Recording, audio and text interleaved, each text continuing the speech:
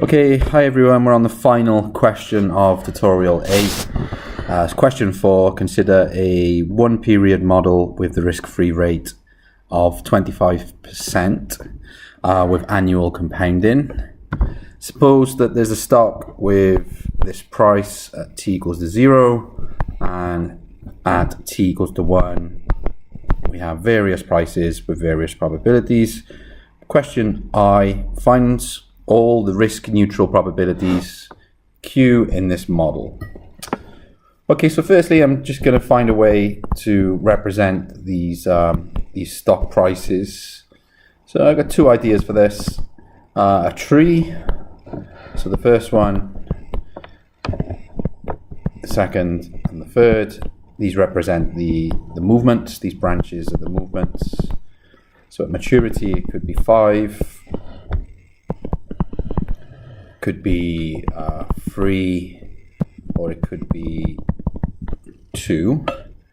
So this is one way to represent it. The other idea that I was thinking was something like this. So let x be the share price at time t, and just build a probability distribution. The possible values 5, 3, and 2, and the probabilities of those values P1, P2, P3 respectively. Okay, so this is our probability distribution.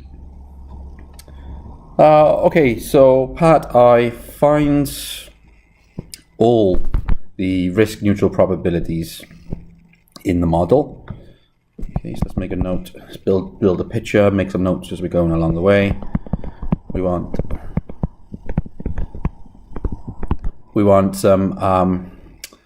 some collection of probabilities. These are coming from the risk neutral valuation. And of course we have some conditions.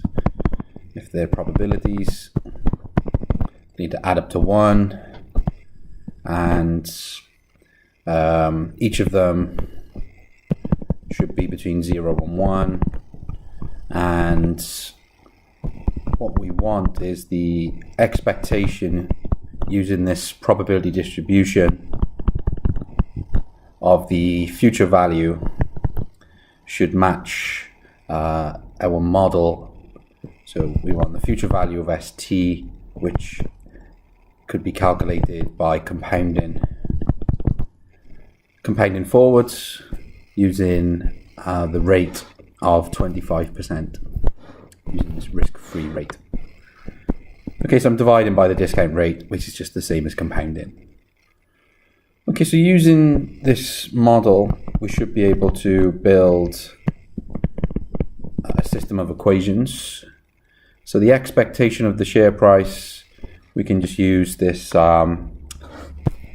this probability distribution. We see that this is going to be 5. Well, I'm going to call the probabilities Q1, Q2, Q3. This is the way I've set it up. I'm trying to find the values of P. I'll find all the values. I'm going to call these Q, and this should be the same as compounding forwards the price at 25%, which gives 4.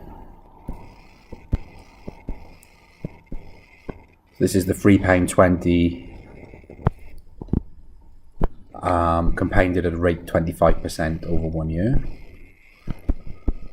Okay, the other condition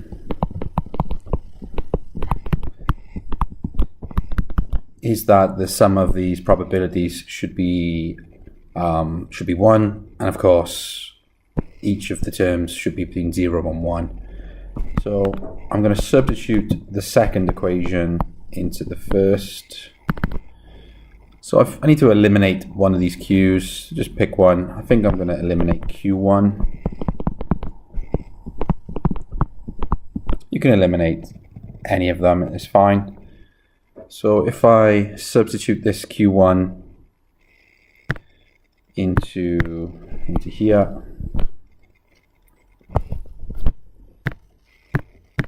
Then I get 5 lots of 1 minus Q2 minus Q3 plus 3 lots of Q2 plus 2 lots of Q3 equals 4, which gives us an equation with Q2s and Q3s. It's just going to collect all that together. Okay, I think I'm going to write everything in terms of Q3. So I'll call Q2 equals something in terms of Q3. Just need to collect those together. By my calculation, I get that. Okay, what else could we do? Okay, so I've got Q2 in terms of Q3. We could actually, thinking about this, we could substitute in for Q2. So if we put, let me collect my idea. Yeah, if we put the second equation into the first, so this time we put Q2 into the first equation, then we eliminate Q2 and we can get Q1 in terms of Q3. So let's do that. So, how can I write this?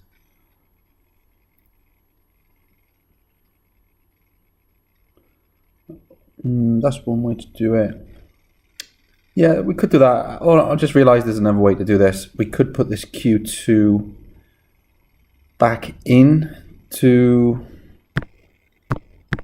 put it back into this equation. And then we have equation with Q1 and Q3. So both of those methods work. So just pick one. I think I'm just going to substitute it back in. So Q1 is this. And then I'm just going to drop this in. And what I find is, let me see, we get, okay, so just expand that out.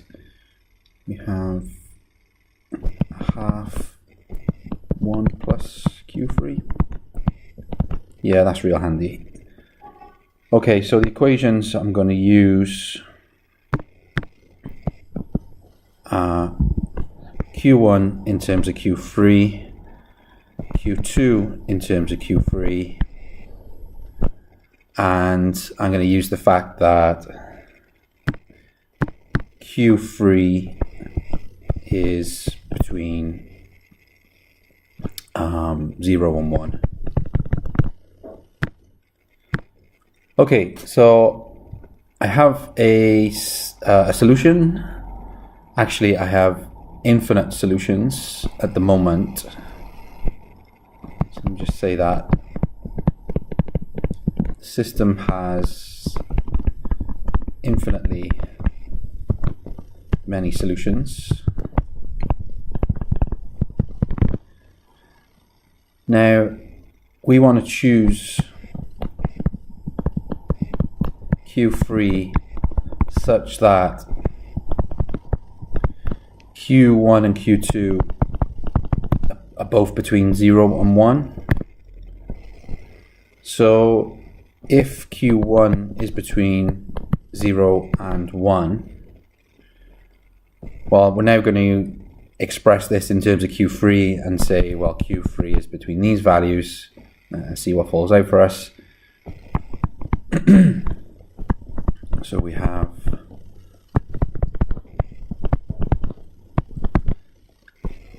Q1 is between 0 and 1, so this means one half of 1 plus Q3 is between 0 and 1, which is equivalent to Q3 being between two values. If we times them out, so we times through by 2 and subtract 1, we have this condition. On the other hand, if Q2 is between 0 and 1, then this number involving Q3 is between 0 and 1, which is equivalent to Q3 being between two values. Okay, so if I times through by 2, subtract 1, divide through by a third, so I'm just isolating the Q3, just rearranging the inequality, I can see that that is between minus 3 and a third.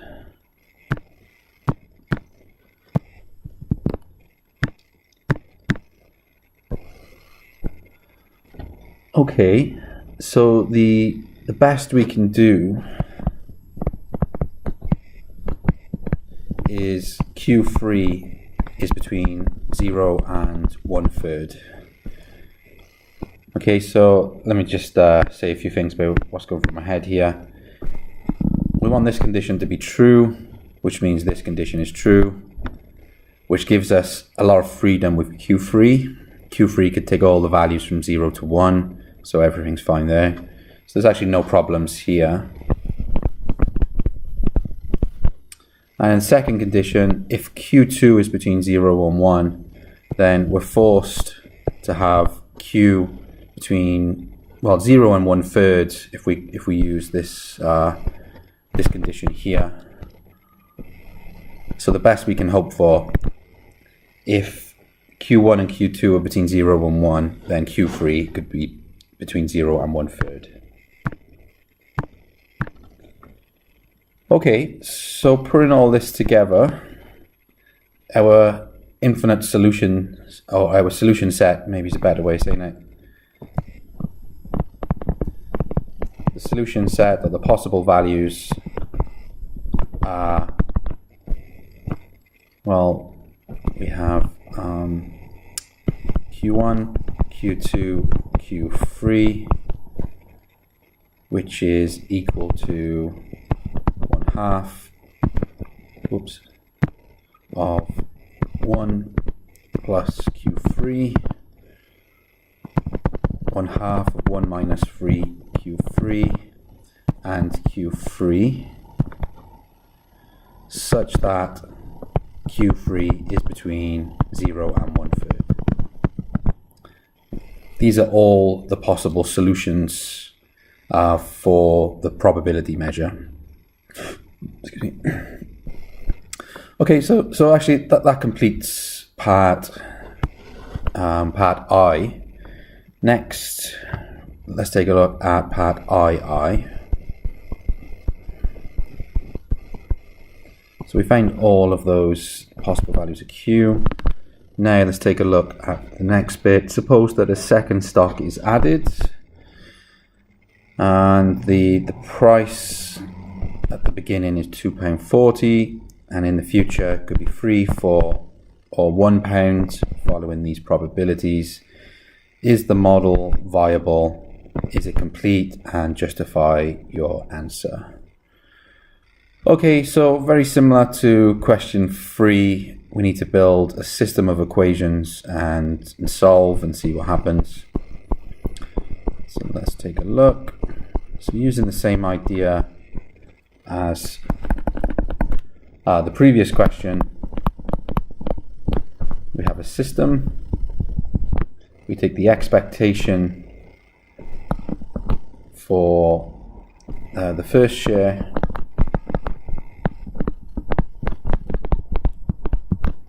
we take the expectation, and we also know that these add up to 1. We take the expectation for the second share,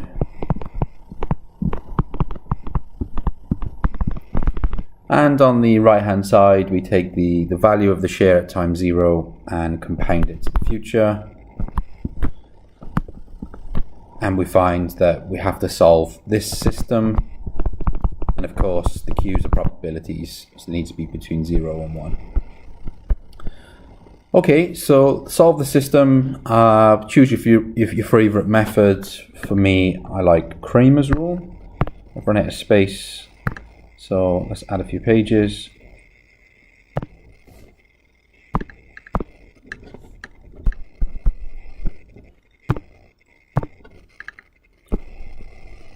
Okay, so Cramer's rule, or if you prefer, use Gauss elimination. So for Cramer's rule, we build the determinant of the coefficients of the system. We need to calculate this, and then we calculate three other determinants by replacing the columns with the numbers on the right hand side of the equation. So let's do that. So we have, I'm going to label these dq1, dq2, dq3.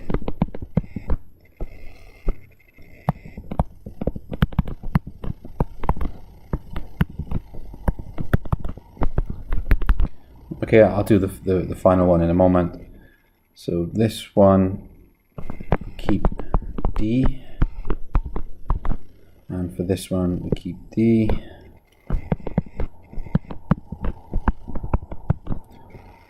And the final one, so we have 4, 1, 3 coming from the right hand side.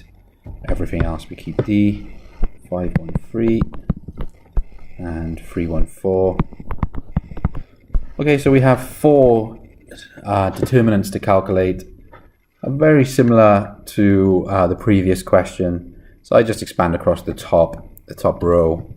Okay, so the numbers that you should get: -7, -4, -2, and -1. So just write those out for yourself. Just expanding across the top row, you should get those numbers. Okay, so nothing unusual happens. We don't have any singularities appearing. All those determinants give us non-zero outputs. So the system has a unique solution,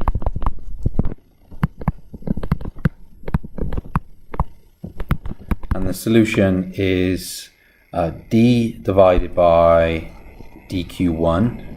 So we have, sorry, the other way around, dq1 divided by d, that's the first one, and then just replace 1 with 2 and 3. Maybe I'll call them I. So they're the solutions. So we have 4/7, 2/7, and 1/7.